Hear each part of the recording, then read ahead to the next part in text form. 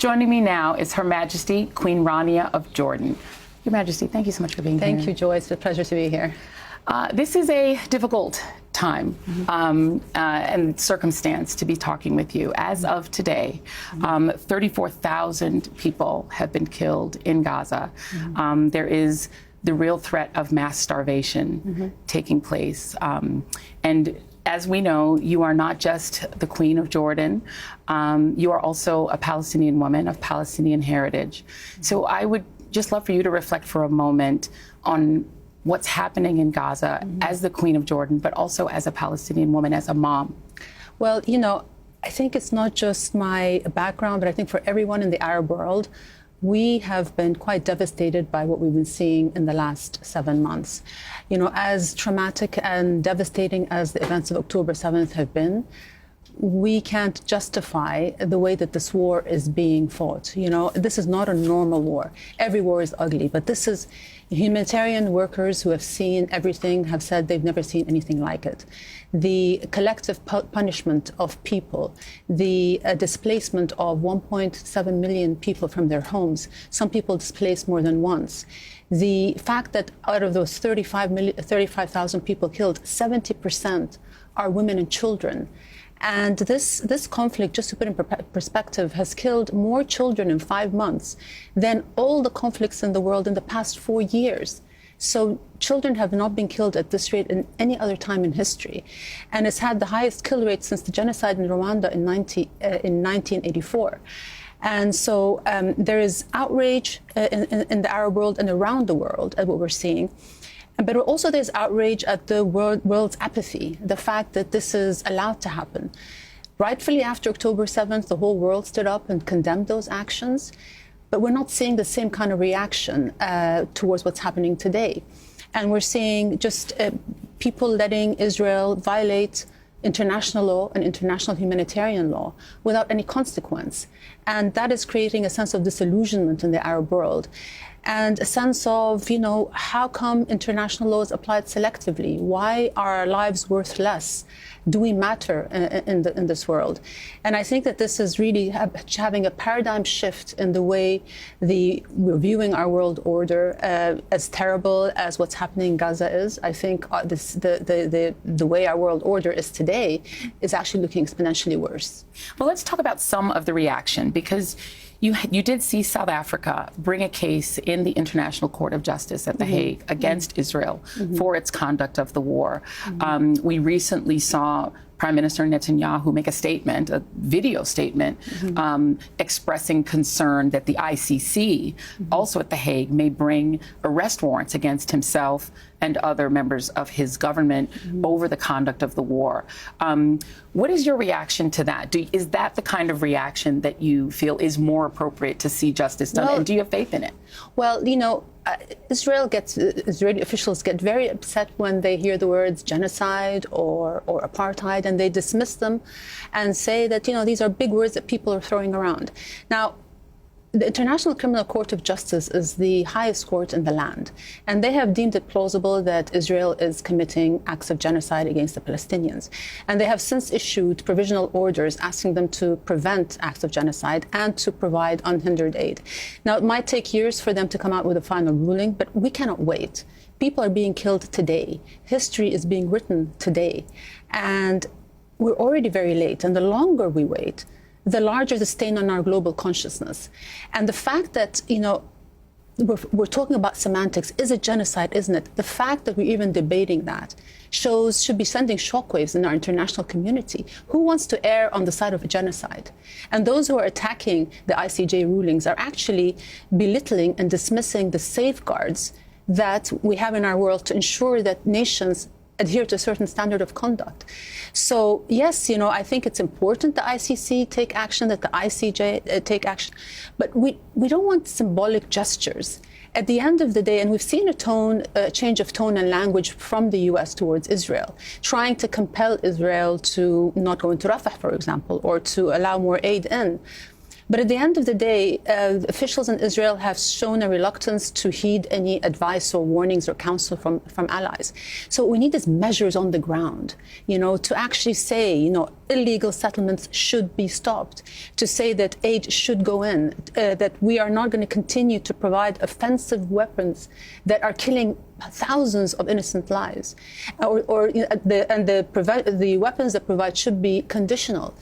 These actions are very important, and the fact that we're going to apply diplomatic pressure and stop using our veto to let Israel get away with things that other nations don't get away with. It's a very dangerous precedent when, and this is what people are very upset about. It's when international law is broken with no consequence, when UN resolutions are ignored or dismissed. What does it mean? What does it mean when international humanitarian law is applied selectively? Or when certain countries are punished for poor human rights records, whereas Israel, which is accused of possibly committing genocide, is rewarded with more arms? Where is the fairness here? And I think this is causing a lot of outrage. And I think we need to just really take a fresh look at the reality of the Palestinians and life under occupation for us to really try to find a reasonable and fair way forward. Do you believe that Prime Minister Benjamin Netanyahu is a war criminal? It doesn't matter what I believe. I think what matters is what international law says. So I'll leave it for the courts to judge. But what I can say, I'm no legal expert, but what I can say is that what's happening in Gaza today is, when you deprive people and you hinder the entrance of aid, when you adopt starvation as a weapon of war, that is collective punishment. That is a war crime. When you displace an entire population, that is a war crime. When you kill indiscriminately so many civilians, and the whole argument of human shields, that's ringing hollow. When you have a patch of land as small as Gaza, being one of the most densely populated places in the world, and you use an unprecedented number of massive bombs, those 2,000-pound bombs, or the unguided bombs, what is so-called dumb bombs, how can you not kill civilians?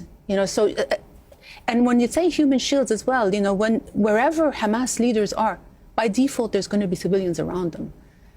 So are we supposed to think that that Israel, that is also using AI-generated systems to generate the largest number of targets, prioritizing quantity over quality, really sort of doing away with all the principles of proportionality and distinction between combatant and civilian? They've done away with those principles. Are we supposed to believe that they are trying to avoid innocent civilians? When 80% of the schools have been bombed, 80% of health centers, 60% of houses have been destroyed. Was there a Hamas operative under every ambulance, in every clinic, in every schoolyard? Are we supposed to believe that?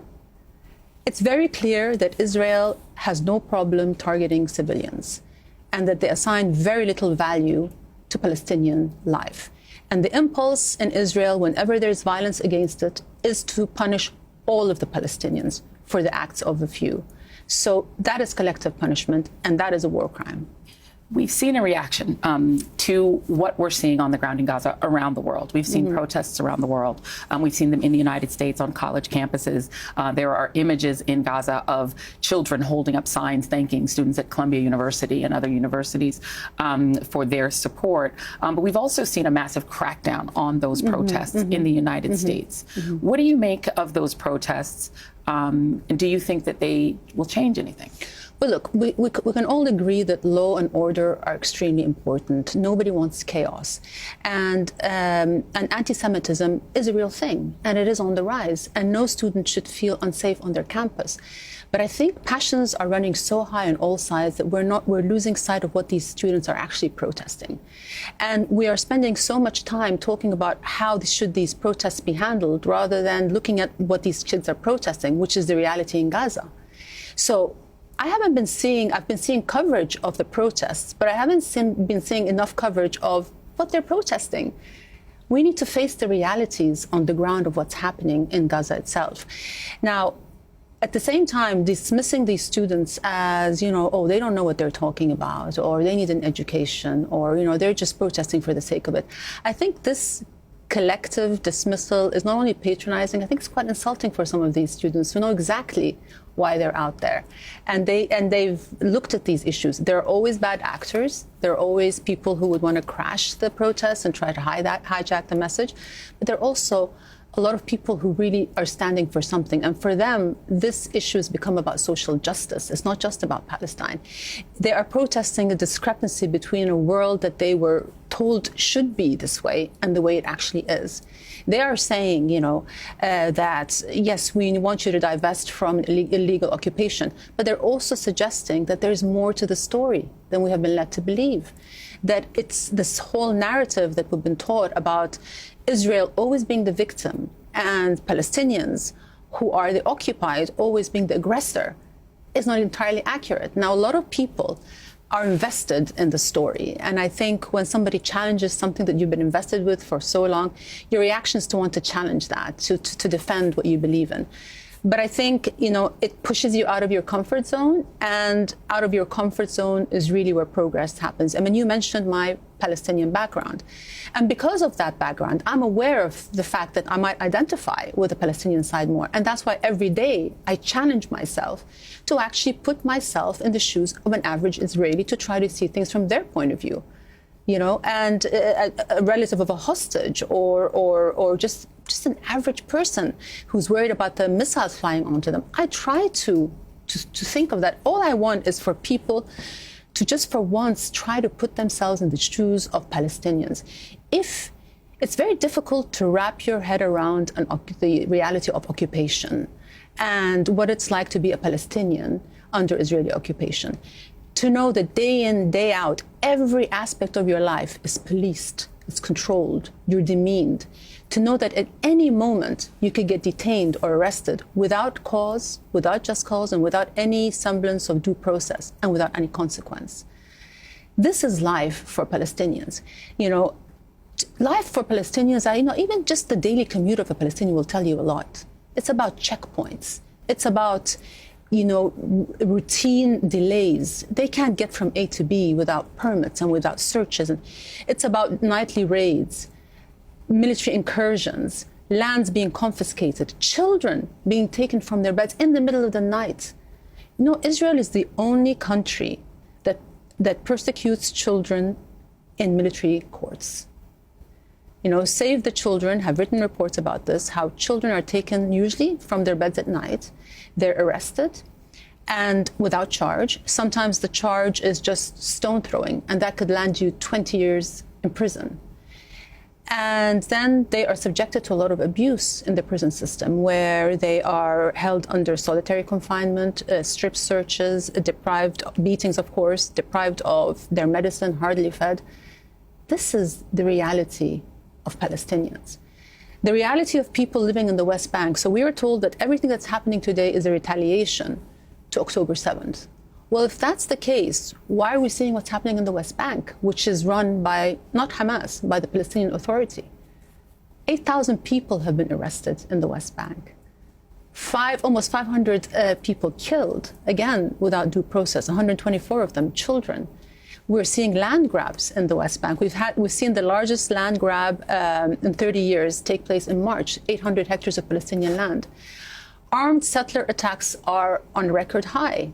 They're attacking Palestinian homes, burning crops, attacking their solar panels, water tanks, cars.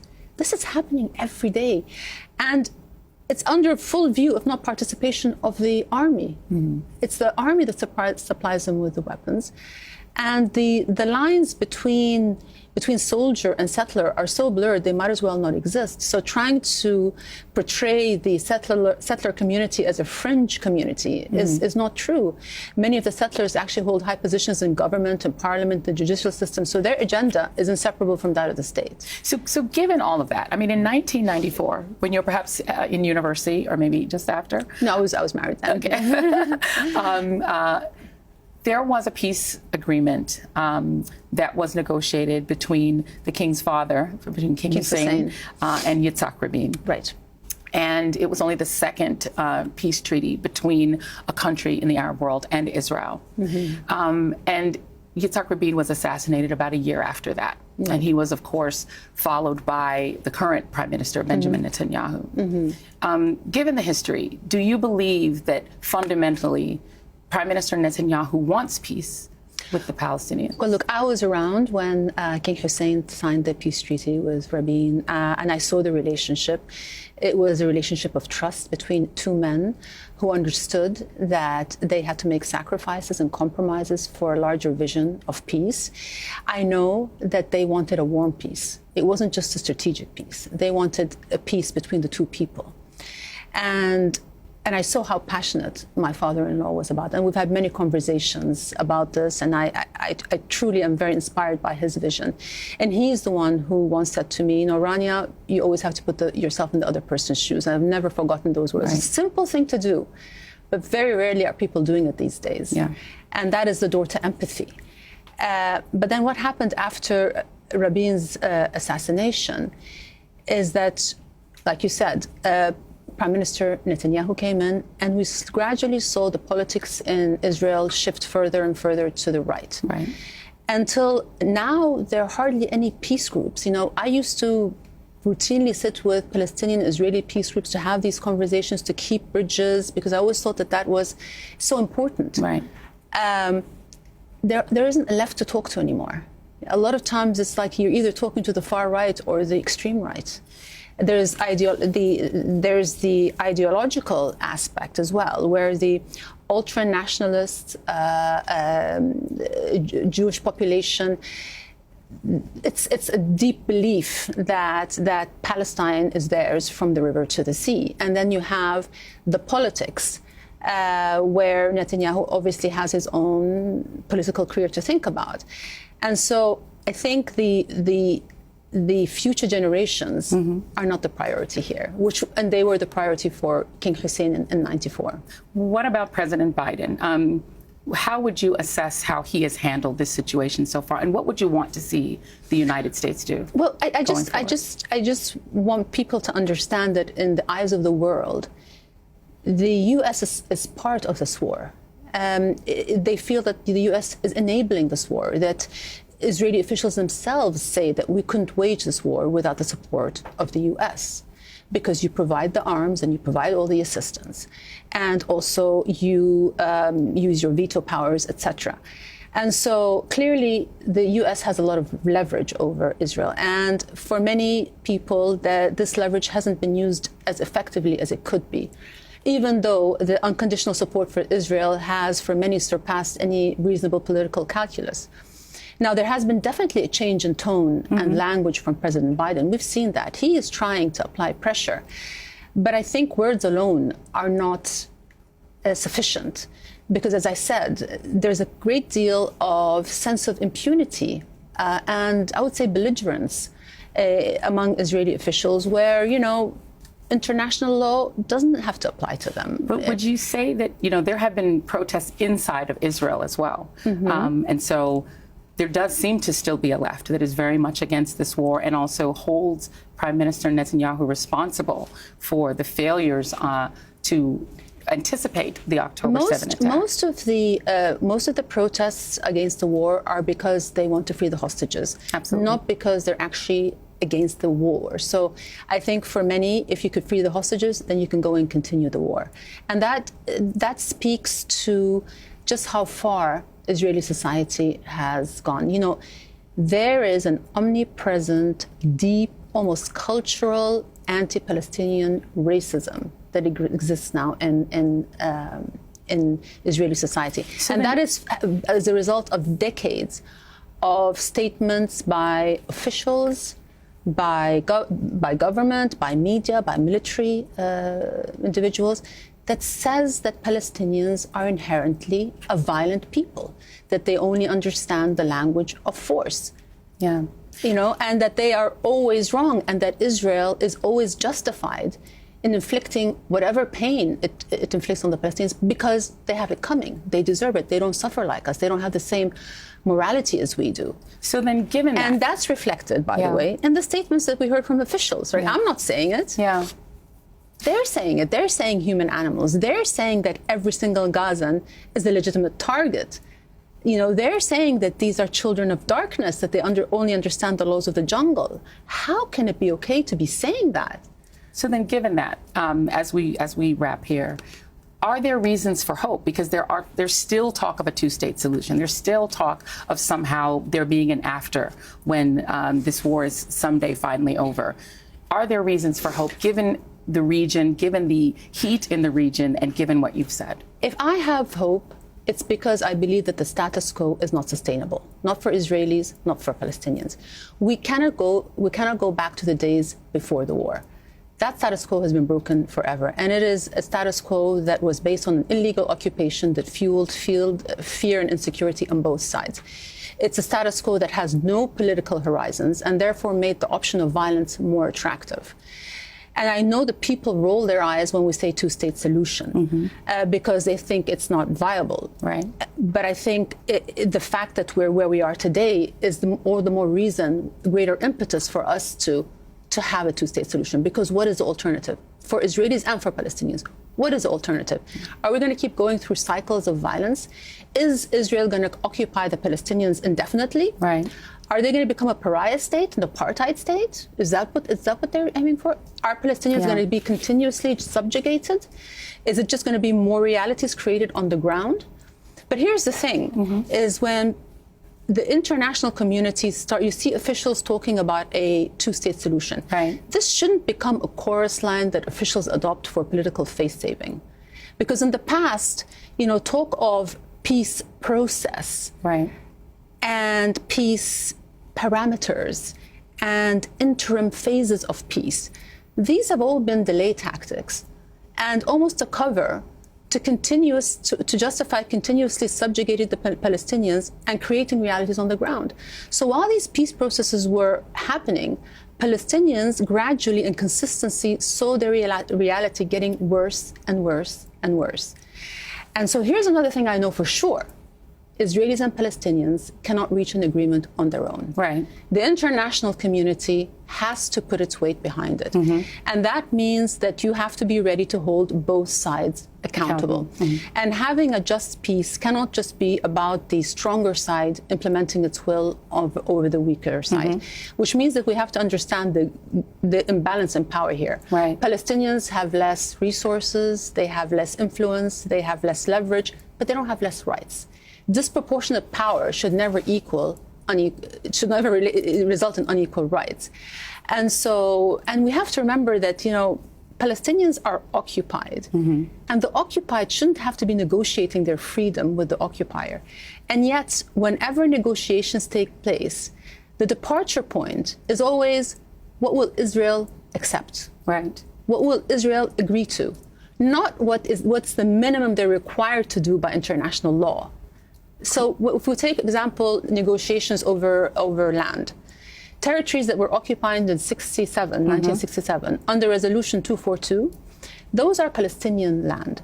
So if Israel returns to 67 borders, that is Israel giving back land, not giving up land. And if we take that as a starting point and we work on compromises on both sides, then we can find a situation that safeguards Israel's security and also gives Palestinians statehood. At the end of the day, there'll be no solution until Palestinians get autonomy, human rights, and statehood. And when I say statehood, I mean a sovereign state. Queen Rania, thank you so much. We appreciate you being here. Thank you.